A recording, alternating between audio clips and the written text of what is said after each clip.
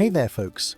Welcome to our cozy nook of tales and adventures. Today, like every episode, we're unlocking the doors of imagination to explore new worlds, meet fascinating characters, and experience unique emotions. I promise to take you on an unforgettable journey through the power of words. So get comfy, grab your favorite drink, snuggle into that perfect spot, and get ready to lose yourself in a new story. Leave the outside world behind for a while, and dive with me into the depths of storytelling. If you enjoy our content and want to support the channel, consider hitting the subscribe button and giving the video a thumbs up. Now, without further ado, let's dive into today's story.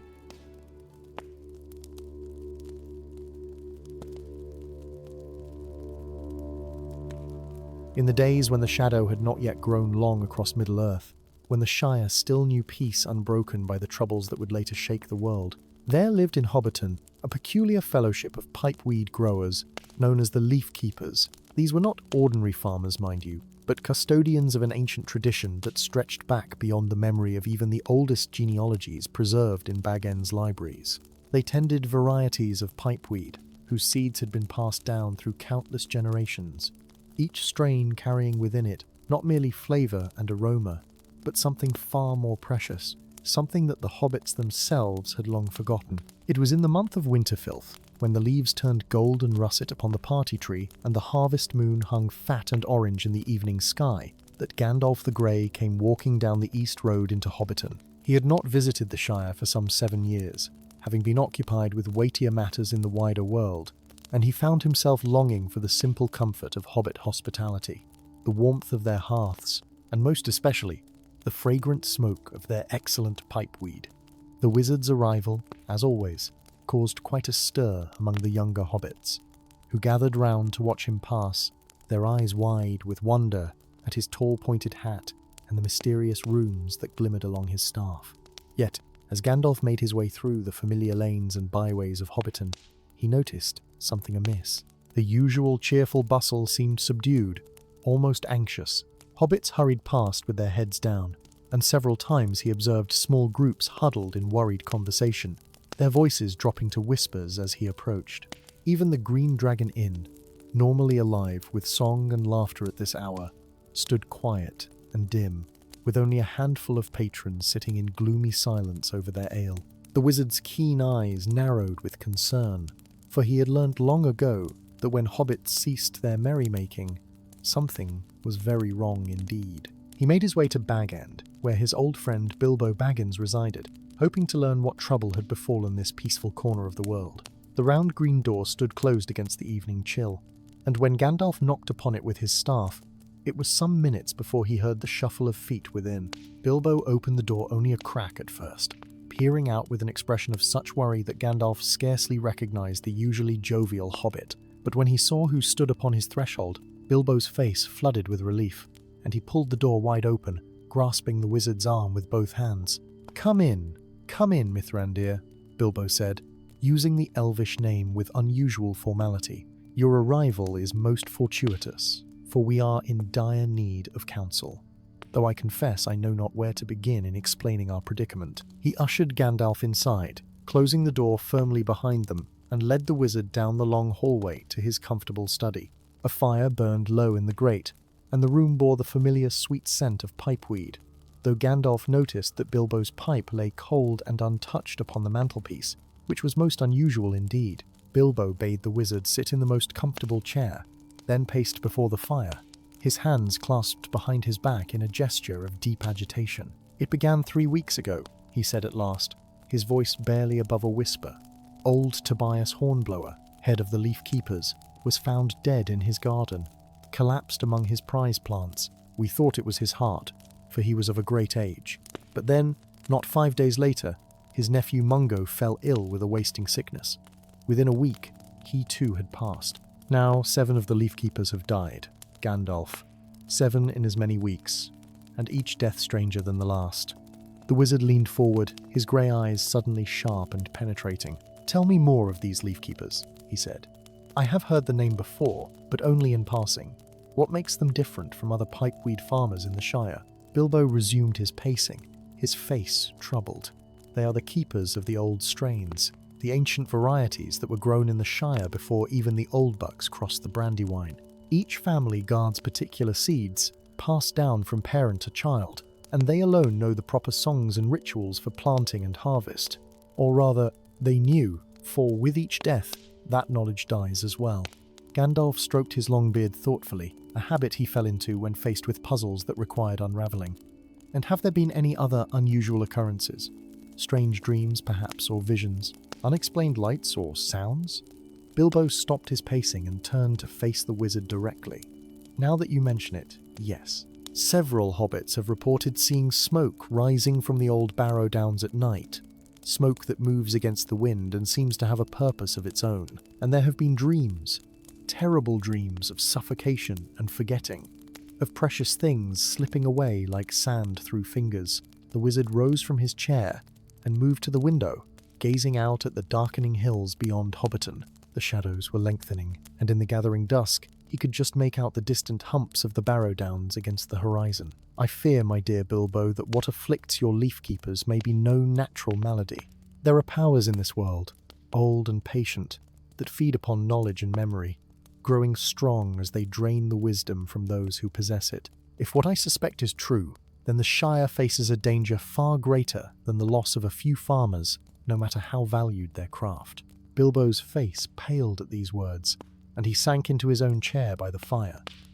What manner of power could do such a thing? He asked, his voice trembling slightly. And why would it target the leaf keepers? What could anyone or anything want with knowledge of growing pipeweed? Gandalf turned from the window, his expression grave. Not the pipeweed itself, my friend, but what the pipeweed remembers. You see, plants are not like animals, or even hobbits. They do not think or reason as we do, but they possess their own kind of memory, passed down through root and seed from one generation to the next.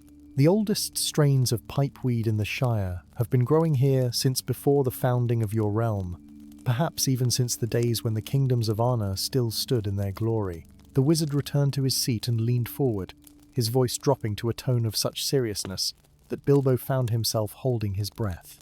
In those ancient days, there were gardens in Arna where plants were cultivated not merely for beauty or sustenance, but as living libraries. Certain herbs and flowers were bred to absorb and preserve memories, to hold within their very essence the songs, stories, and wisdom of the realm. When Arna fell and its people scattered, some of those plants survived, their seeds carried by refugees who fled south and west.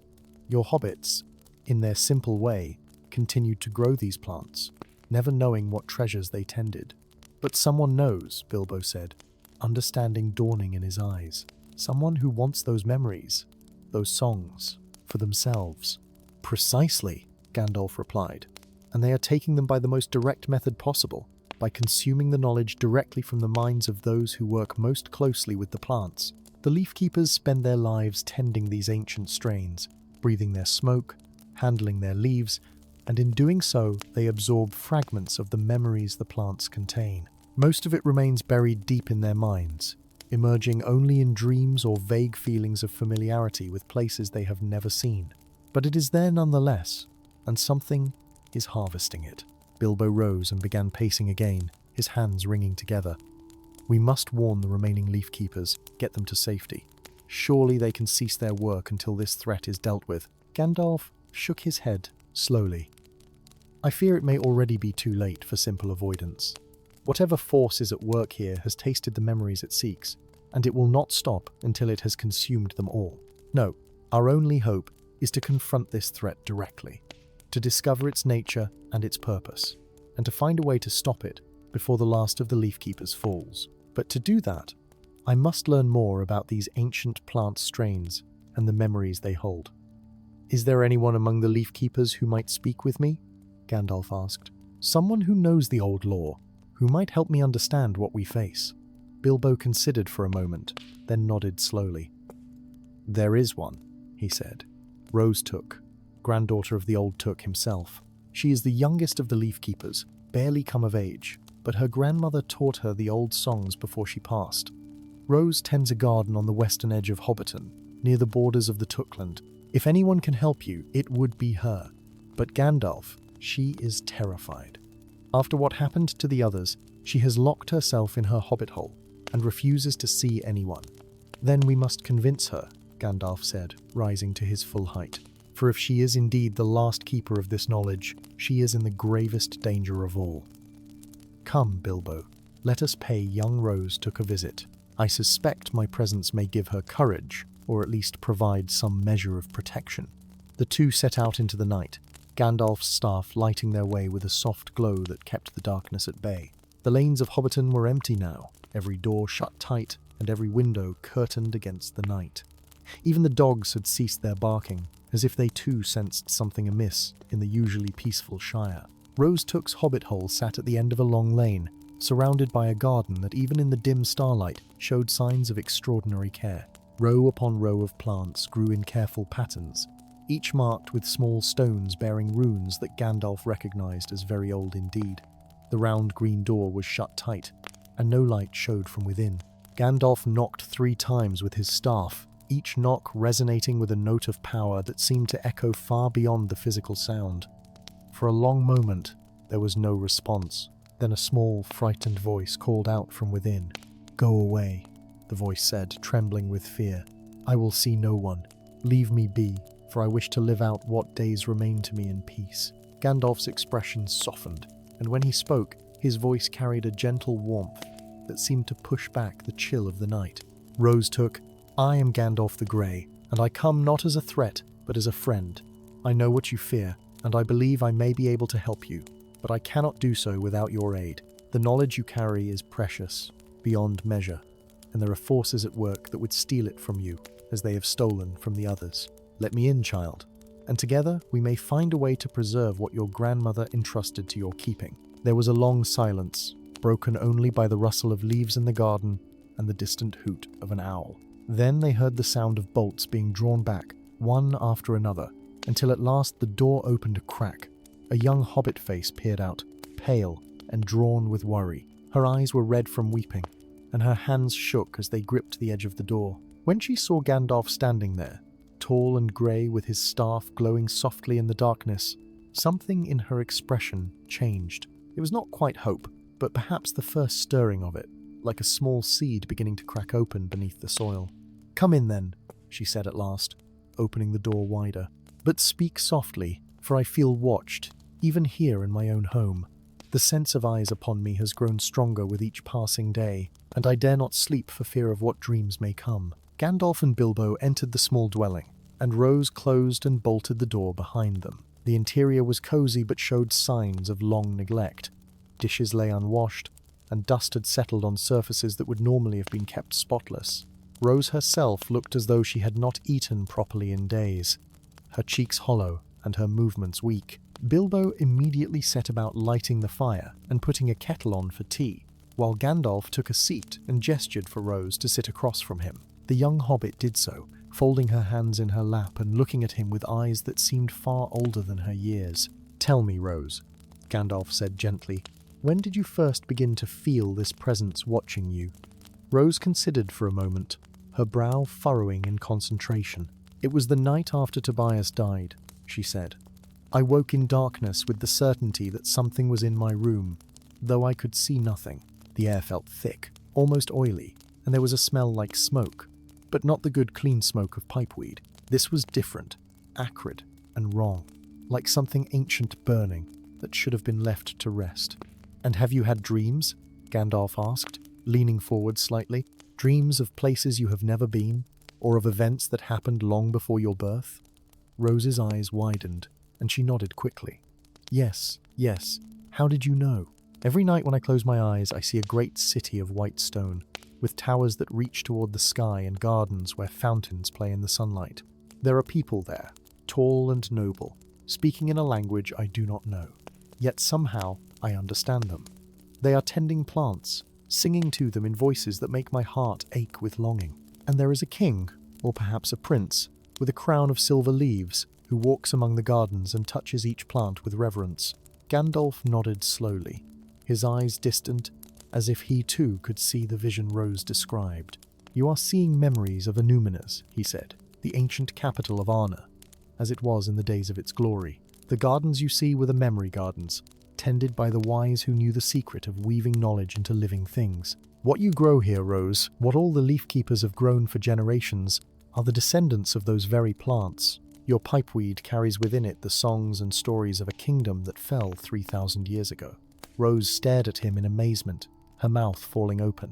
But how is that possible? She breathed. How can a plant remember anything at all, let alone for so long? The wizard smiled faintly. Life is more mysterious than you know, young Rose. Plants may not think as we do, but they remember in their own way. The shape of their leaves, the scent of their flowers, even the dreams they inspire in those who cultivate them. All of these are forms of memory. The wise of Arna understood this, and they used it to preserve their most precious knowledge against the day when all else might be lost. But someone has discovered this secret, Bilbo said, bringing tea to them both. Someone who wants those memories for themselves. Gandalf accepted the tea with a nod of thanks. Yes, and I believe I know what we face. There is an old legend, rarely spoken of even among the wise, of creatures called the smoke wraiths. They are not truly alive, nor are they wholly dead, but exist in a state between, formed from the ashes of burned knowledge and the grief of forgotten things. They hunger for memory and meaning, drifting through the world in search of concentrated wisdom to consume. The Barrow Downs would be a natural haunt for such beings, for much knowledge was buried there with the ancient dead. Rose shuddered, wrapping her hands around her teacup for warmth. Can they be stopped? She asked, her voice barely above a whisper. Or am I doomed to die as the others did, my mind drained away until nothing remains? Gandalf reached out and placed a comforting hand on her shoulder. You will not die, Rose took.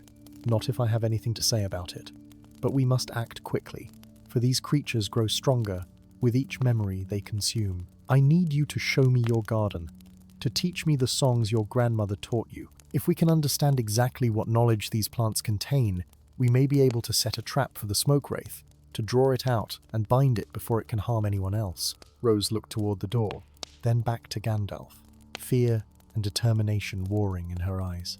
The night is dark, she said, and I feel the presence most strongly after the sun has set. Are you certain we should venture out there now? The wizard stood, his staff brightening until it cast a warm golden light throughout the room. The darkness is precisely why we must go now, he replied. These creatures are at their strongest in shadow, and we must face them on their own terms if we are to have any hope of victory. Besides, you will not be alone. My light will keep the worst of the shadows at bay, and Bilbo here is braver than he looks. Are you not, my friend? Bilbo, who had been standing quietly by the fire, straightened his waistcoat and nodded with more confidence than he felt. Indeed, he said, I did not face down a dragon and walk the dark tunnels beneath the misty mountains, only to be frightened off by some smoky phantasm in the Shire. Rose, if Gandalf says we must do this, then I am with you both. Rose managed a weak smile at his words, drawing strength from their courage. Very well, she said, rising to her feet. Let me fetch my cloak, and I will show you what my grandmother taught me. Though I warn you, the songs are in the old tongue, and I do not fully understand all the words I sing. They stepped out into the garden, and immediately the atmosphere changed. The air felt heavier here, thick with an invisible presence that made breathing difficult. The plants themselves seemed to lean toward Gandalf's light, like drowning souls reaching for salvation. Rose led them along the carefully tended rows, pointing out different varieties as they went. This is Kingsfoil's cousin, she said, gesturing to a tall plant with silver-edged leaves. My grandmother said it came from the healing gardens of the palace, where the healers worked their craft. And this, she continued, moving to another row, is Starflower, which bloomed only under the light of the evening star and was used in ceremonies of remembrance. As they walked deeper into the garden, Rose began to sing, her voice soft at first but growing stronger as she found her rhythm. The melody was haunting and ancient, with rises and falls that seemed to echo patterns in nature itself. The flow of water over stone, the sigh of wind through leaves, the slow turning of seasons. Though the words were in a language Gandalf recognized as an archaic form of Sindarin mixed with something older still, their meaning resonated in the heart rather than the mind. She sang of memory and preservation, of wisdom passed from one generation to the next, of the sacred duty to keep alive what had been, and to carry it forward into what would be. Gandalf listened with closed eyes, his head tilted slightly as he absorbed not just the words but the power woven into them. When Rose's song finally faded into silence, he opened his eyes and gazed at her with newfound respect. "Your grandmother taught you well," he said. "These are the songs of continuance, crafted by the lawmasters of Arna to bind memory into living things. With each singing, you reinforce the patterns, helping the plants hold fast to what they carry. No wonder the smoke wraith has been drawn here. This garden must shine like a beacon to such a creature, a feast of concentrated knowledge waiting to be devoured." Rose paled at his words. "Then I have made things worse by singing?" she asked, her voice rising in panic. "Have I called it here to destroy us all?" No, Gandalf said quickly, raising a hand to calm her. "You have done nothing wrong. The creature would have found you regardless, for you yourself carry fragments of these memories in your mind from years of tending these plants. But your singing has given me an idea. If we can amplify the song, make it even stronger, we might be able to force the smoke wraith to reveal itself fully, rather than lurking in shadows and attacking from hiding. Once it takes solid form, it can be fought." "But how do we amplify the song?" Bilbo asked, looking around at the garden. "I am no singer, and Rose is but one voice. We would need a choir of hobbits to make the kind of noise you are suggesting, and I doubt any of them would be willing to come here, not with the fear that has gripped the Shire. Rose, when you sing, do you not feel them responding? Do the leaves not tremble and the stems not sway in rhythm with your voice?" Rose nodded slowly. "Yes, I have always felt it, though I thought it was merely the wind or my imagination. But you are right, they do seem to move with the song, as if they understand it somehow." "Because they do understand," Gandalf said. "They are not conscious as we are conscious, but they remember the purpose for which they were created, and they long to fulfill it. Tonight, we will give them that chance. Rose, I want you to sing again, but this time I will add my own voice to yours, weaving in threads of power that will help the plants join us. Together, we will create a song so strong, so filled with concentrated memory, that the smoke wraith will be unable to resist. It will come to us fully manifested, and when it does, we will be ready." He turned to Bilbo and reached into his robes, drawing out a small pouch. "Take this," he said, pressing it into the hobbit's hands. "Inside you will find salt mixed with ashes from the fires of Rivendell. When the creature appears, you must create a circle around Rose, sprinkling the mixture in an unbroken line.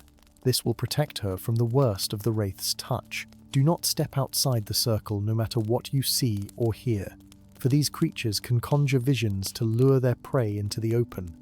Bilbo took the pouch with trembling hands but nodded firmly. "I understand," he said. "Rose will come to no harm while I draw breath." Gandalf positioned himself at the center of the garden, planting his staff firmly in the earth.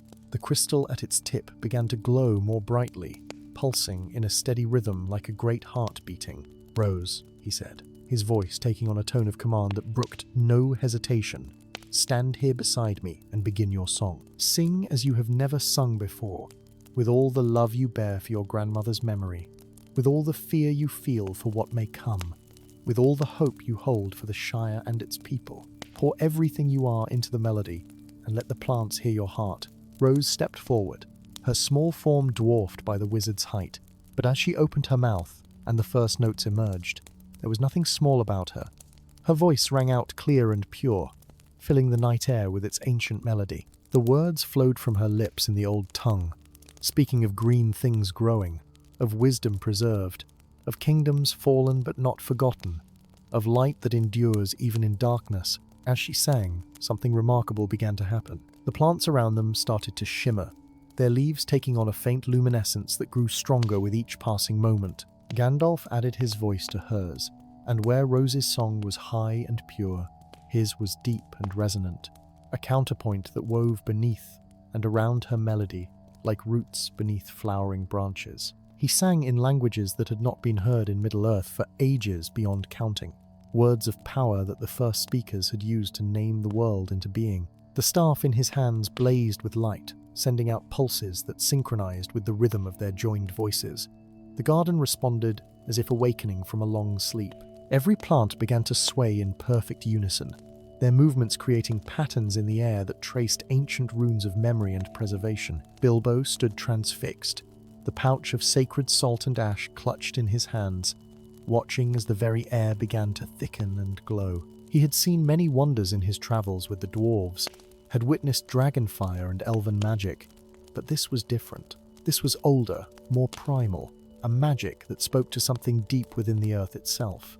The plants were singing now, he realized with wonder, not with voices as hobbits understand them, but with rustling leaves and creaking stems, with the release of fragrances that carried meaning beyond mere scent. The garden had become a living choir, and its song was one of defiant remembrance. The temperature began to drop. Bilbo's breath misted in the air, and frost started to form on the ground despite it being autumn rather than winter. The shadows at the edges of the garden grew darker and more substantial, pressing in against the light from Gandalf's staff like hungry wolves circling a campfire. Rose's voice faltered for a moment, fear flickering across her face, but Gandalf's hand came to rest on her shoulder, steady and reassuring. His voice never wavered, and drawing strength from his presence, Rose sang on with renewed determination. Then the smoke came. It began as wisps at first, thin tendrils that seemed to seep up from the ground itself, grey and oily and wrong. The tendrils twisted and coiled, reaching toward the singing plants with an almost eager hunger. Where the smoke touched the garden's light, there was a hissing sound, like water on hot metal, and the air filled with the acrid stench that Rose had described. More smoke poured forth, gathering and condensing, forming shapes that were almost, but not quite solid. Bilbo could see faces in the smoke, anguished and hollow-eyed, mouths open in silent screams or perhaps in desperate attempts to speak words long forgotten. The smoke wraith was manifesting, drawn irresistibly by the concentrated memories being broadcast through song and light.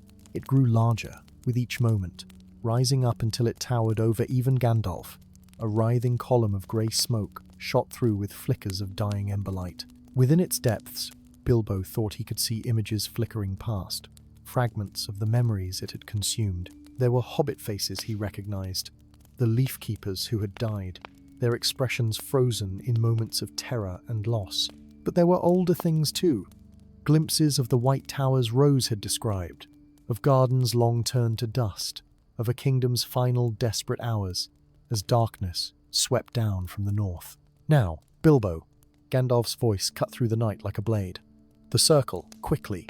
Bilbo sprang into action, fumbling with the pouch as he ran around Rose in a wide arc. His hands shook so badly that some of the sacred mixture spilled uselessly on the ground, but he forced himself to focus, to move with purpose rather than panic.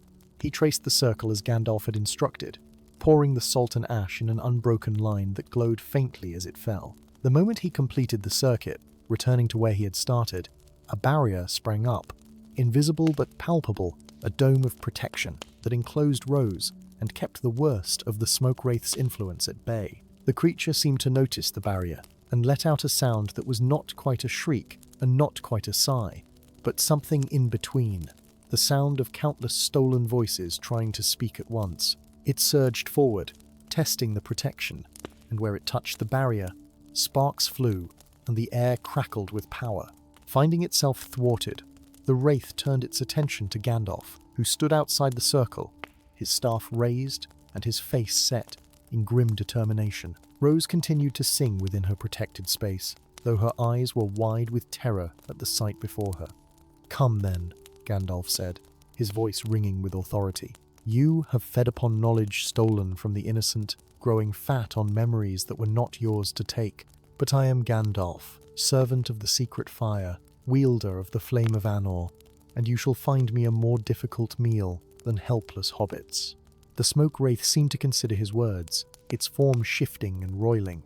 Then, with a motion too swift to follow, it struck. The creature lunged forward, its smoky tendrils wrapping around Gandalf like the coils of some great serpent. Where it touched him, his robes began to smoulder, and the air itself seemed to writhe in agony. But the wizard did not cry out or fall back. Instead, he drove his staff into the ground and spoke a single word of power, a word that shook the very foundations of the earth and sent ripples of force radiating outward in all directions. The smoke wraith recoiled, its form dispersing momentarily into 1,000 scattered wisps before reforming several feet away, more cautious now, circling like a predator reassessing its prey. Gandalf's face was stern, his grey eyes burning with an inner fire that seemed to pierce through the darkness itself. "You are not the first of your kind I have faced," he said, his voice carrying across the garden. "In the elder days, when the kingdoms of men still stood proud and strong, I walked among the ruins of Fornost and Annúminas, searching for knowledge that might be preserved. I found your kin there, feeding among the tombs and libraries, growing strong on the grief of a fallen realm. Some I banished, and others I bound, but a few escaped into the wild places to nurse their hunger in secret. You are one of those survivors, are you not?" The smoke wraith made no answer, but its form rippled and changed, and suddenly Bilbo could see images forming within its depths more clearly than before. He saw the great city of Annúminas in its death throes, towers crumbling beneath the assault of the Witch King's armies, gardens burning, libraries collapsing into ash and ruin. He saw the lawmasters of the kingdom, those wise keepers of knowledge, making their final desperate choices. Some fled south with whatever books and scrolls they could carry. Others chose to remain, to die defending the accumulated wisdom of their people, and a few, a precious few, had turned to the memory gardens, those special places where living plants had been bred to hold knowledge within their very essence.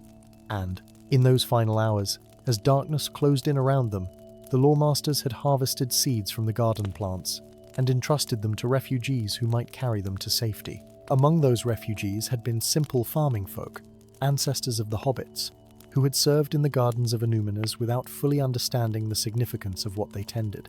These humble people had carried the seeds south and west, eventually settling in the lands that would become the Shire, and there they had planted the seeds and tended them according to the old songs and rituals they remembered, passing the knowledge down through generations, never knowing they were preserving fragments of a kingdom's entire cultural memory.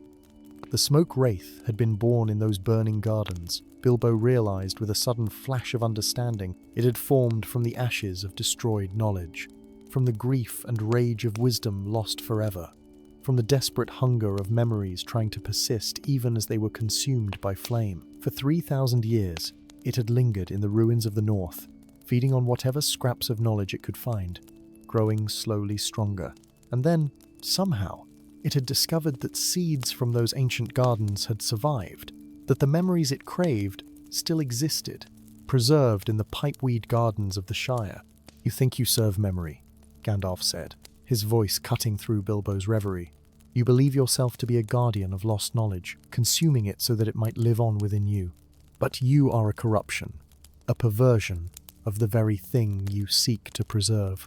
True memory lives in the minds and hearts of those who carry it forward with understanding and love. What you do is theft, pure and simple, and it ends tonight." The wizard raised his staff high, and the light blazing from its tip intensified until Bilbo had to shield his eyes. Words of power flowed from Gandalf's lips, not in any language Bilbo knew, but in something older and more fundamental, the speech that had been used to shape the music of creation itself. The smoke wraith writhed and twisted, trying to escape, but Gandalf's magic had caught it in an invisible net that tightened with each spoken word. The creature thrashed like a hooked fish, its form stretching and compressing, trying desperately to find a way through the binding. In its panic, it released a wave of stolen memories, projecting them outward in a final attempt to overwhelm its captors with the sheer weight of knowledge it had consumed. The garden was suddenly filled with ghostly images, translucent and flickering. Bilbo saw hobbit faces he recognized, the leaf keepers who had died. But now they were not frozen in terror. Instead, they were working in their gardens, singing the old songs, tending their plants with gentle hands, and speaking to them in soft voices. He saw their memories of learning the craft from their own parents and grandparents, an unbroken chain stretching back through countless generations.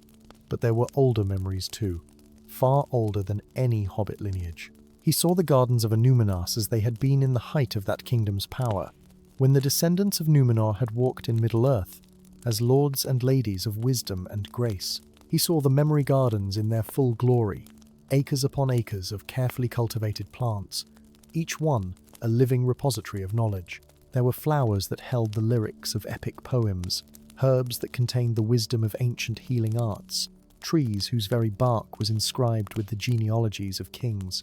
And tending these gardens were the lore masters, men and women of profound learning who understood the delicate art of weaving knowledge into living things.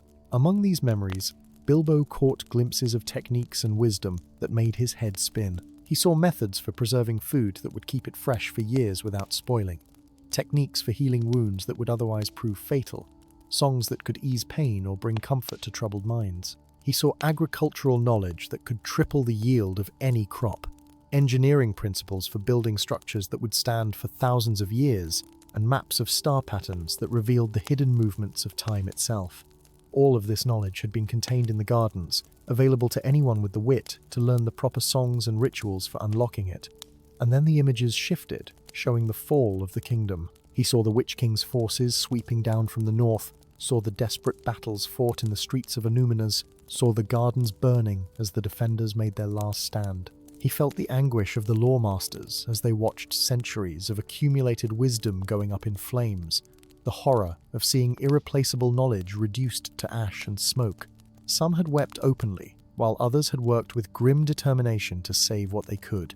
The harvest of seeds, the desperate flight of refugees, the final moments before the city fell, all of it played out before Bilbo's eyes in vivid detail. Through it all, Rose continued to sing, her voice never wavering despite the visions swirling around her.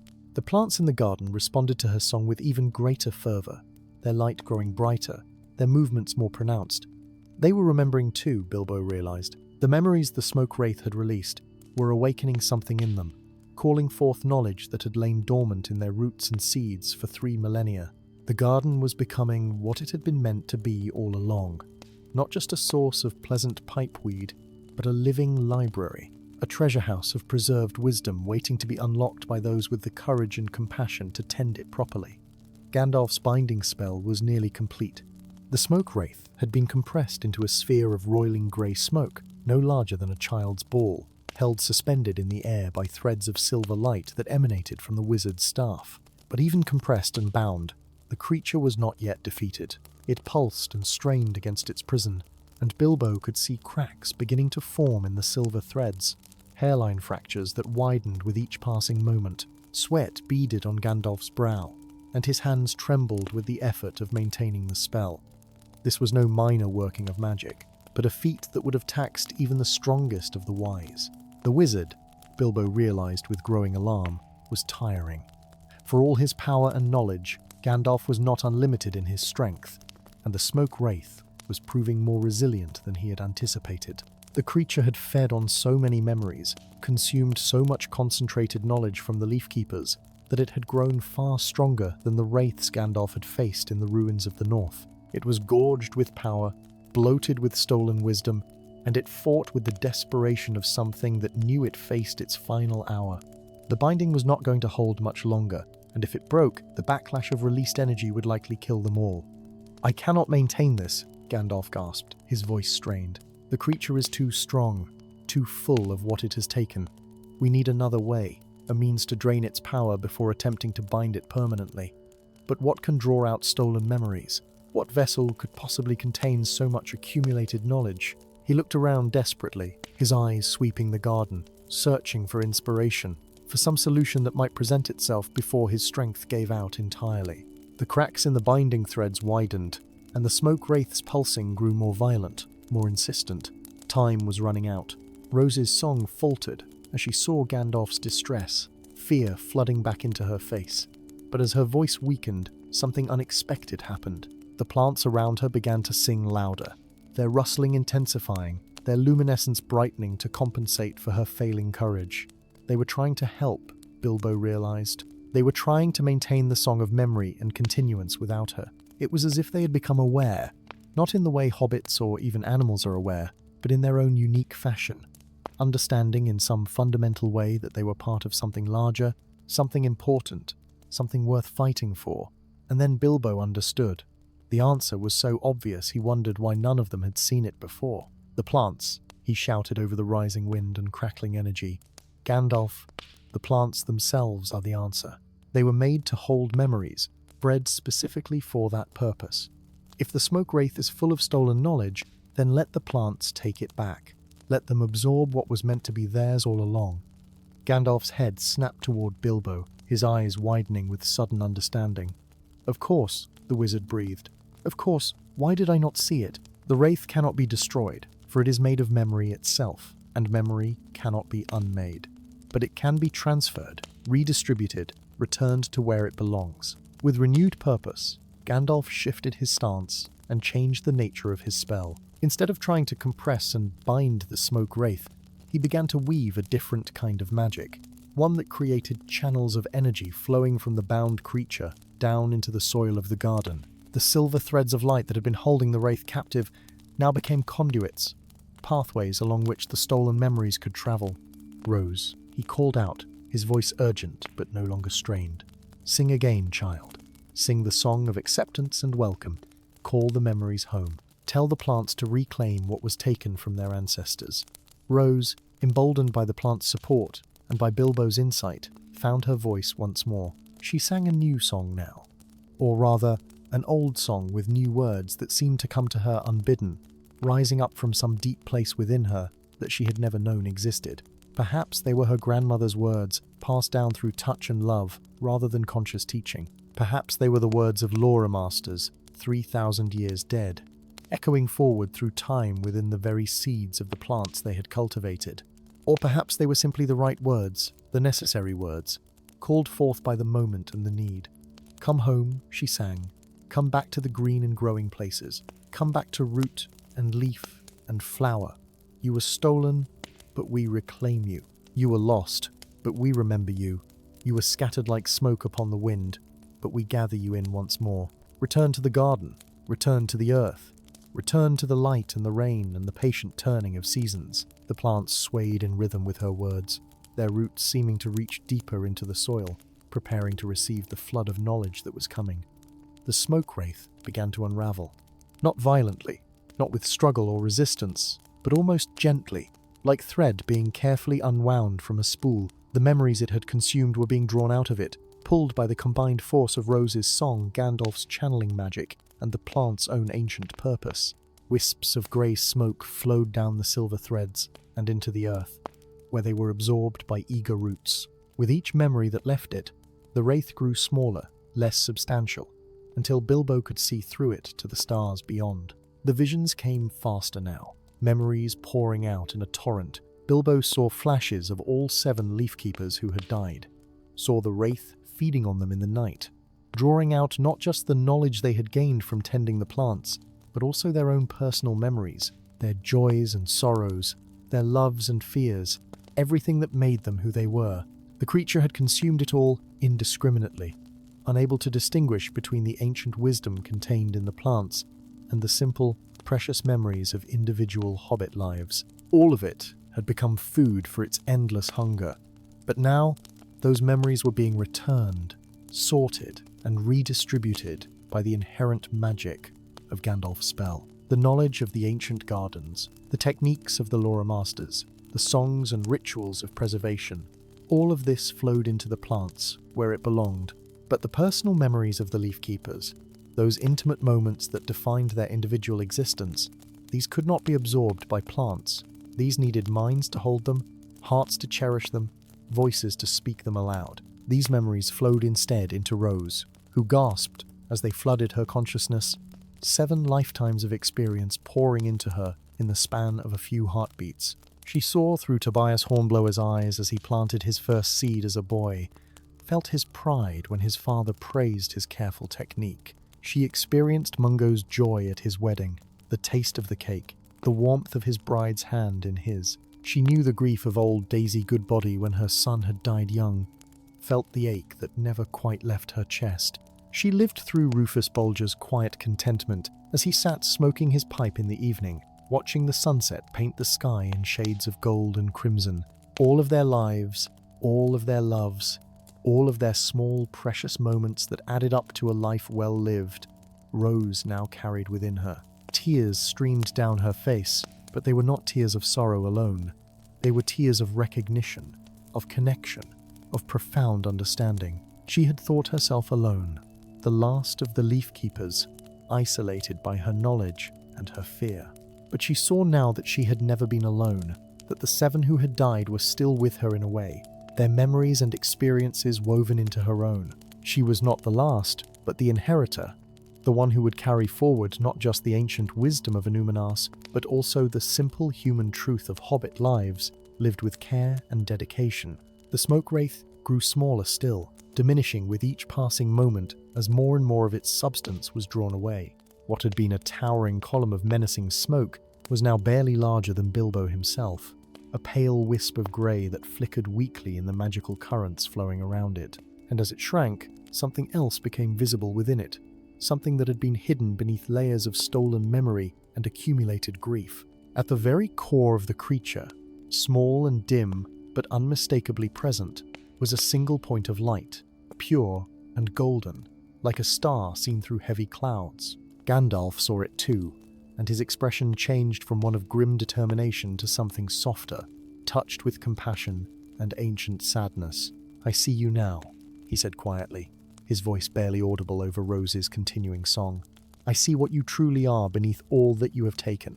You are not merely a parasite or a thief, are you? You are a remnant, a fragment of something that once had purpose and meaning.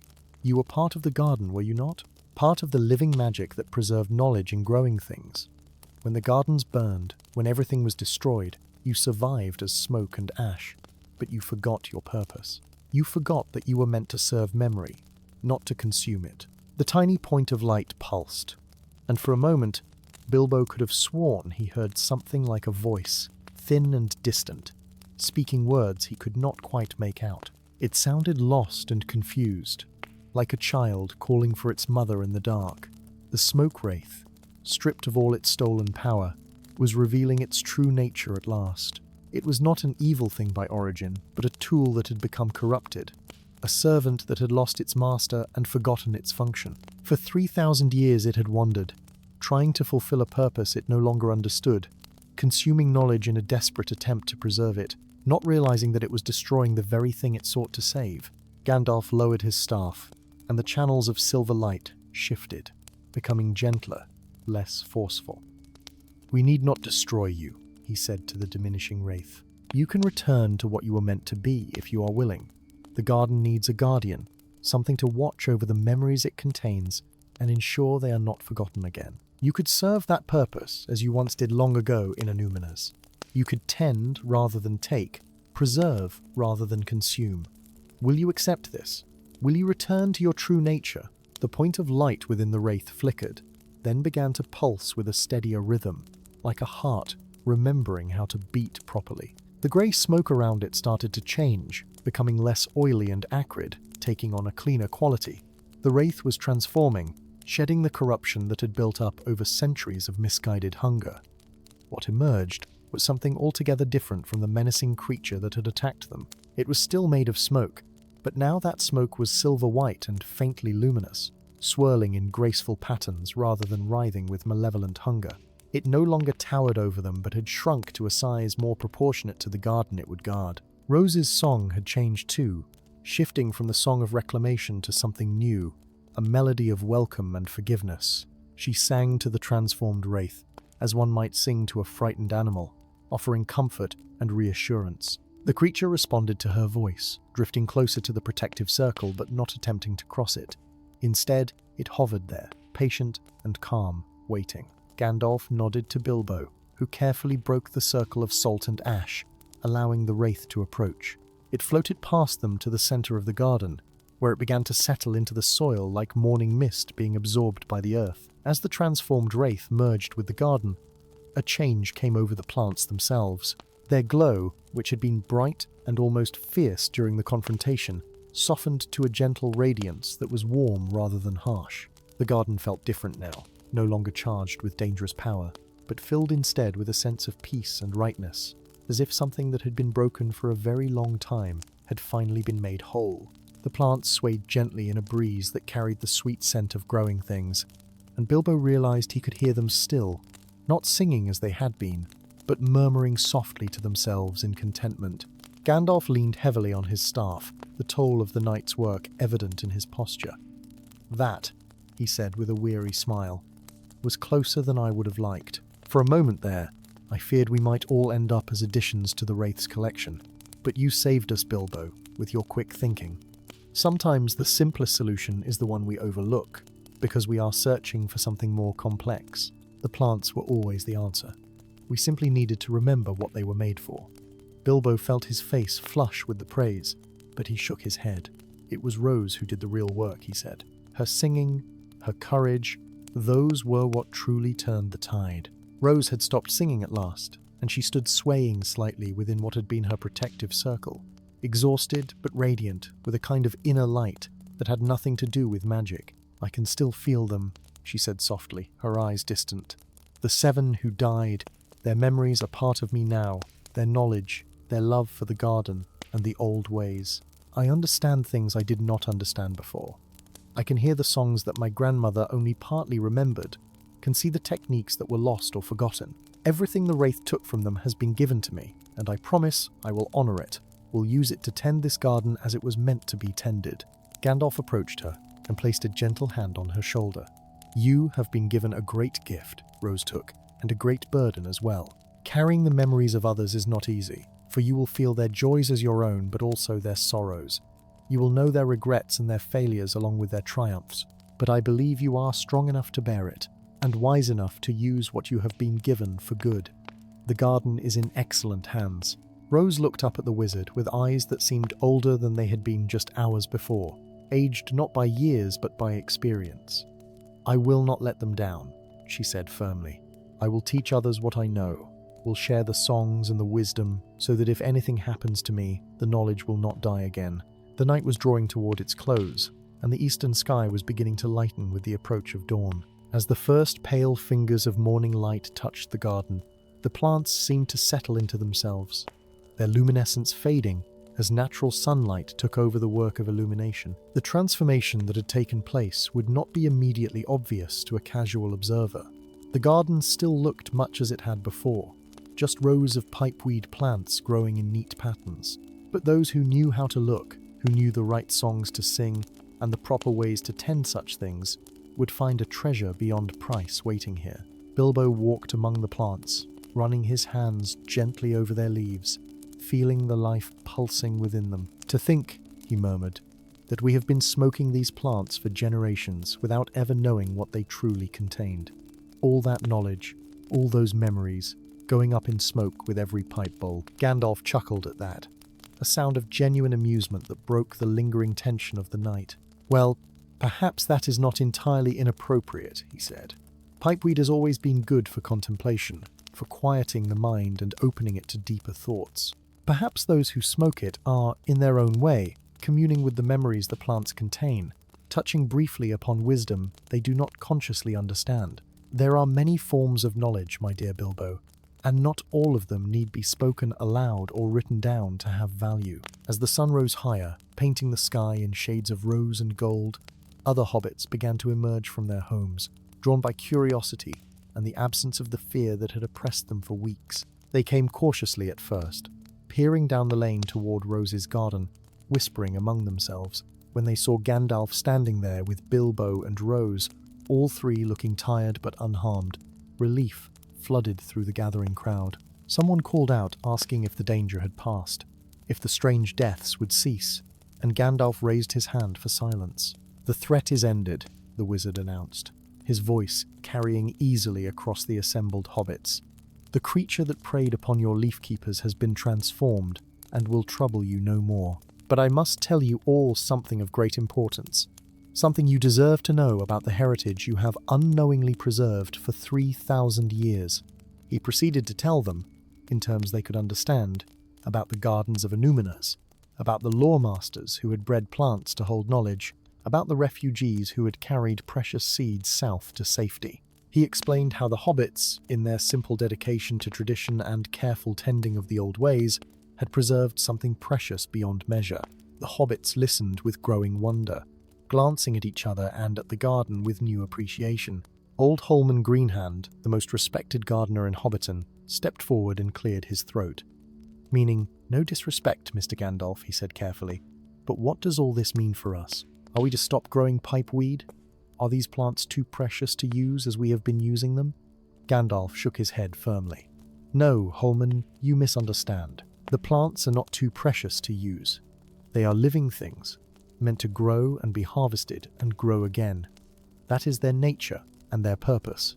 But they should be tended with respect and knowledge, understanding what they carry. Rose Took will teach those who wish to learn the proper songs and techniques, and in this way, the wisdom of the ancients can be preserved for future generations. Rose stepped forward, looking small and young but speaking with newfound authority. "I will share what I have learned," she said. "All of it. The songs, the rituals, the meanings behind them. No more will this knowledge be held by just a few families. Any hobbit who wishes to become a leaf keeper, who has the patience and dedication to learn the old ways, will be welcome to study with me. We will create a school of sorts, a place where the traditions can be taught and passed on, so that never again will we be vulnerable to losing everything with the death of a few individuals." The assembled hobbits murmured their approval, and several younger hobbits immediately expressed interest in learning. As the crowd gradually dispersed, heading back to their homes to spread the news and return to their disrupted routines, Gandalf, Bilbo, and Rose sat together in the garden, sharing a simple breakfast of bread and cheese that Bilbo had fetched from his pantry. They ate in comfortable silence for a time, each lost in their own thoughts about the night's events. Finally, Rose spoke, her voice tentative. "Gandalf," she said, "there is something I do not fully understand. The Wraith, before it transformed, I felt its loneliness, its confusion. It did not want to be what it had become. How did such a thing happen? How did a guardian become a hunter?" Gandalf set down his bread and gazed thoughtfully at the garden. "It is an old story," he said, "one that repeats itself in many forms throughout the ages. When Numenus fell, the gardens were destroyed, and with them, the framework that gave the garden's guardian purpose and direction. Imagine being a tool, Rose, created for a specific function, and suddenly finding that function torn away from you. The Wraith was part of the living magic of the gardens, bound to them, meant to help preserve and protect the knowledge they contained. But when the gardens burned, it had no context anymore, no understanding of how to fulfill its purpose without its physical anchor. So it wandered," Bilbo said slowly, understanding dawning. It knew it was supposed to do something with knowledge and memory, but it had lost the instructions for how to do it properly. "Yes," Gandalf confirmed, and in its confusion, it began to consume rather than preserve, to hoard rather than share. It thought it was saving the knowledge by taking it into itself, not realizing that it was destroying the very thing it sought to protect. It is a cautionary tale, really, about the danger of power without wisdom, of duty without understanding. Even the best intentions can lead to terrible outcomes when divorced from their proper context. Rose nodded slowly, her hand absently stroking the leaves of the nearest plant. "And now it has its context back," she said. "Now it is part of a garden again, with someone to tend it and give it purpose. It can be what it was meant to be." "Precisely," Gandalf said with a smile. "You have given it a great gift, Rose, perhaps greater than it gave you, by returning those stolen memories. You have given it meaning again, a place in the world where it can serve rather than destroy. That is a kindness few would have thought to offer a creature that had caused so much pain." The three of them sat in the morning sun, feeling its warmth seep into their bones and drive away the last chill of the night's darkness. Bilbo thought about the leaf keepers who had died, about Tobias and Mungo and the others, and he hoped they would have approved of the outcome. Their knowledge had not died with them, but had been passed on to Rose, and through her, it would spread to others. In a way, they lived on, not just in memory, but in purpose fulfilled. It seemed a fitting end to their service. "I should return to Bag End soon," Bilbo said reluctantly. "I have a feeling my absence will have been noticed, and tongues will be wagging about where I spent the night. But before I go, I want to say how proud I am of you, Rose. You showed tremendous courage tonight, more than most hobbits 3 times your age would have managed." Rose blushed at the praise, but smiled warmly. "Thank you, Mr. Baggins," she said, "and thank you for standing with me, for being willing to face danger to protect someone you barely knew. That is also a rare kind of courage." Gandalf rose to his feet, brushing crumbs from his robes. "I too must be on my way soon," he said. "There are other matters that require my attention in the wider world, and I have been away from them too long already. But I will return to the Shire from time to time, Rose, to see how you are managing and to ensure that the knowledge you preserve is being used wisely. What you are building here, this school of leaf keepers, It may seem small and insignificant in the grand scheme of things, but I assure you it is not. Wisdom preserved, traditions maintained, knowledge passed from one generation to the next. These are the foundations upon which great things are built. Rose walked with them to the edge of her garden, where they paused to take their leave. The morning was fully upon them now, and Hobbiton was coming alive with the sounds of daily life resuming. Doors opened, children laughed and played in the lanes. Smoke rose from chimneys as breakfast fires were lit. The fear that had gripped the village was lifting like morning mist under the sun's warmth, and life was returning to normal. But it was a new normal, Bilbo reflected, one in which the hobbits of the Shire knew themselves to be keepers of something precious, guardians of an ancient legacy they had preserved, without even knowing it. As Bilbo and Gandalf walked back toward Bag End together, the wizard glanced down at his companion with an expression of deep affection. "You did well last night, my friend," he said. "When the moment came, you saw what needed to be done, and you acted without hesitation. That is the mark of true wisdom, to see clearly in the midst of confusion, and to choose rightly when the stakes are highest." Bilbo felt a warm glow of pride at the wizard's words, but he shook his head modestly. "I only suggested what seemed obvious," he said. "You and Rose did all the real work." Gandalf laughed, the sound rich and warm in the morning air. "That is another mark of wisdom, my dear Bilbo, knowing that great things are rarely accomplished alone. We each played our part, and together we achieved what none of us could have managed separately. That is how the best victories are won, not through the heroics of a single champion, but through the combined efforts of those willing to stand together against darkness. Remember that, for I suspect you may have need of such knowledge in days to come." There was something in the wizard's tone, a hint of foreknowledge, or perhaps merely the weight of long experience, that made Bilbo glance up sharply. But Gandalf's expression had become distant, unreadable, and the moment passed. They reached Bag End, and Bilbo invited Gandalf in for a proper second breakfast, an invitation the wizard accepted with evident pleasure. As they settled into the comfortable parlour, pipes lit and food spread before them, the exhaustion of the night began to catch up with them both. They ate slowly, savouring the simple comfort of good food and good company, occasionally exchanging observations about the night's events, but mostly content to sit in companionable silence. The morning sun streamed through the round windows, casting pools of golden light across the familiar furnishings, and Bilbo felt a profound sense of gratitude for the ordinary peace of his home. After their meal, Gandalf rose and stretched, his joints creaking audibly. "I must sleep for a few hours," he said, "before I resume my travels. Would you mind terribly if I imposed upon your hospitality for a bit longer?" Bilbo waved away the concern immediately. "Stay as long as you like," he said. "You know you are always welcome here." The wizard retired to the guest room, and Bilbo, despite his own weariness, found himself too stimulated by the night's events to rest. He went instead to his study and sat at his desk. Taking up pen and paper, he began to write, carefully recording everything that had happened, from the moment Gandalf had arrived to the transformation of the smoke wraith and the revelation of the garden's true nature.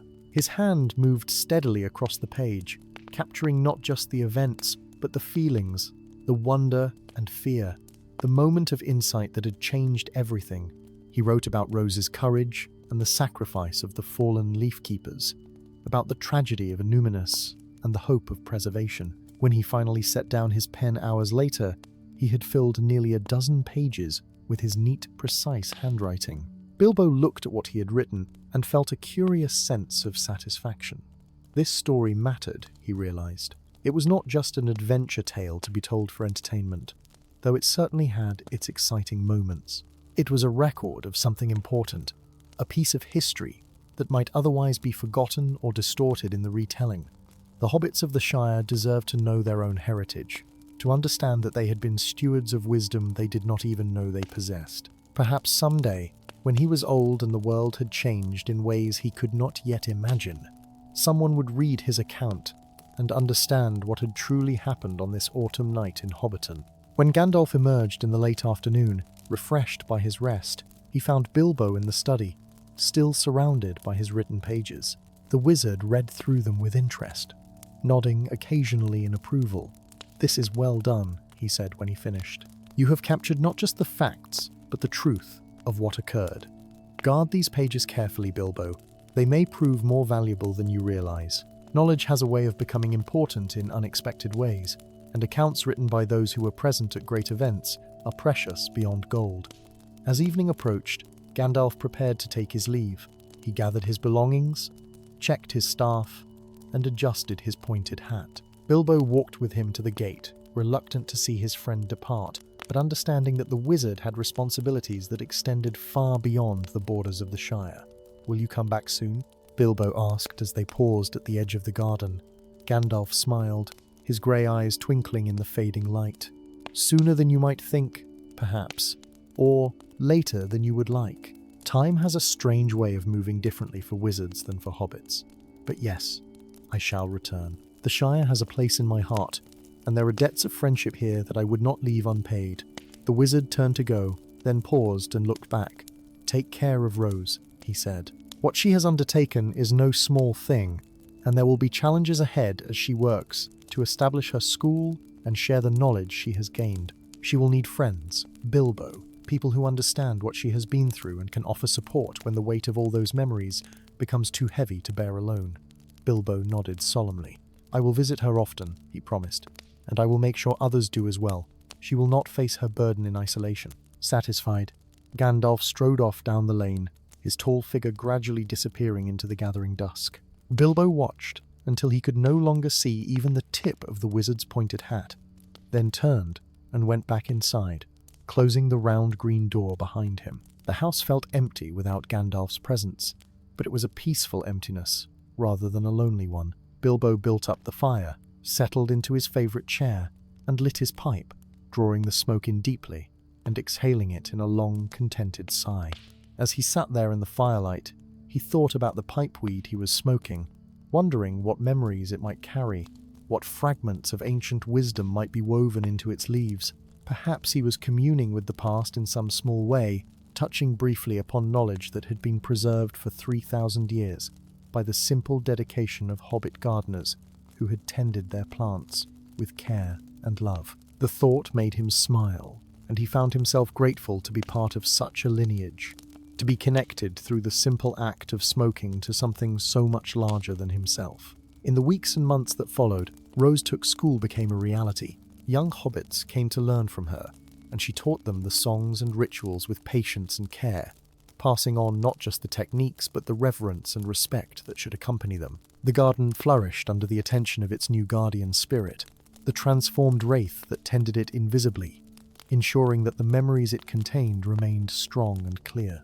Seeds from Rose's garden were shared with other leaf keepers throughout the Shire, spreading the knowledge and ensuring that it would survive even if disaster struck again.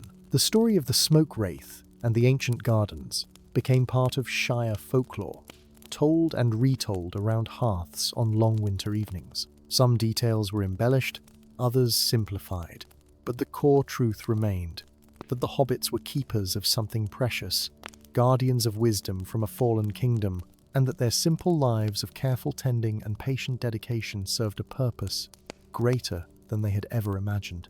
It gave them a sense of pride and connection to the wider history of Middle-earth, a feeling that they mattered in the great story, even though they were small and often overlooked by the larger folk. And Bilbo, whenever he smoked his pipe in the years to come, would remember that night and smile. He would think of Gandalf's wisdom, of Rose's courage, of the garden glowing with ancient memory. He would remember how knowledge could be preserved in unexpected ways, how the smallest actions could have profound significance, how even smoke and ash could carry meaning if tended with love and understanding. These thoughts became part of his own memory, woven into his being as surely as the memories of Annúminas were woven into the pipeweed plants, and they shaped the hobbit he would become in the adventures yet to come. Thus ends the tale of the smoke that remembers, as it was recorded by Bilbo Baggins of Bag End, and preserved among his papers for future generations to read and wonder at, a story of memory and preservation, of loss and recovery, of the small folk who kept alive the wisdom of the great, and of how, even in darkness, the light of knowledge can be rekindled if tended by faithful hands.